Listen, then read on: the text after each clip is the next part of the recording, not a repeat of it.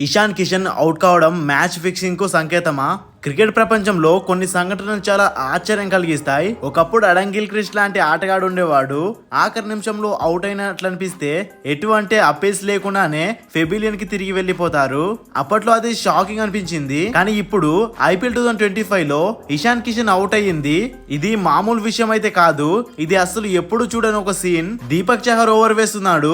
Ball వేసిన వెంటనే umpire wide ఇవ్వబోతున్నాడు. అంతలోనే ఏదో జరగడం మొదలైంది. ఒకసారి మీరే గమనించండి. బౌలర్ అప్పీల్ చేయలేదు, వికెట్ కీపర్ కూడా అప్పీల్ చేయలేదు, ఎంపైర్ కూడా అవుట్ ఇవ్వలేదు. కానీ ఇషాన్ కిషన్ తానే బయటకు వెళ్లిపోయాడు. స్టేడియం మొత్తం కూడా ఒక్కసారిగా షాక్ లో పడిపోయింది. ఎంపైరే షాక్ అయ్యాడు. బౌలర్ అయోమయంలో నిల్చున్నాడు. వికెట్ కీపర్ ఆశ్చర్యపోయాడు.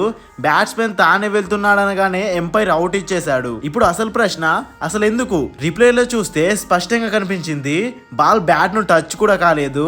ఇలాంటి ఎడ్జ్ కూడా అవ్వలేదు. బౌలర్ కి తెలియలేదు, కీపర్ కి వినిపించలేదు, ఎంపైర్ కి కూడా క్లారిటీ లేదు. 2 రివ్యూలు మిగిలి ఉన్నాయి.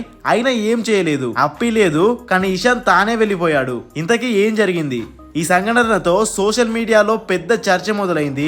ఇది మ్యాచ్ ఫిక్సింగ్ కాదు కదా అని ప్రశ్నలు రావడం మొదలైంది. ఎవరో కామెంట్ చేశారు, అంబానీ గారు డబ్బులు ఇచ్చారా, మరొకరు హార్దిక్ పాండ్యాతో ఫ్రెండ్షిప్ కదా ఇదంతా అని. ఇంతకీ ఇషాన్ అవుట్ అయ్యాక హార్దిక్ వెళ్లి క్షణంలోనే అతని భుజం తడిపాడు గర్వంగా.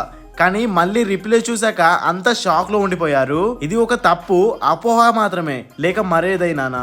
ఇషాన్ కిషన్ ఫామ్ కూడా ప్రశ్నల పాలవుతుంది. మొదటి మ్యాచ్ లో 47 బాల్స్ లో 106 రన్స్.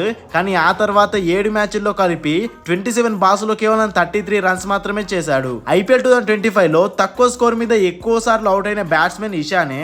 దీంతో ఇలా జరుగుతుంది. ఇది మానసిక ఒత్తిడి వల్ల, లేక ఏదైనా అంతర్గత విషయం ఉందా? ఇది ఐపీఎల్ చరిత్రలో అతి విచిత్రమైన సంఘటన. సోషల్ మీడియాలో చర్చ జరుగుతుంది. దీని మీద మీ ఒపీనియన్ ఏంటో కామెంట్ చేయండి.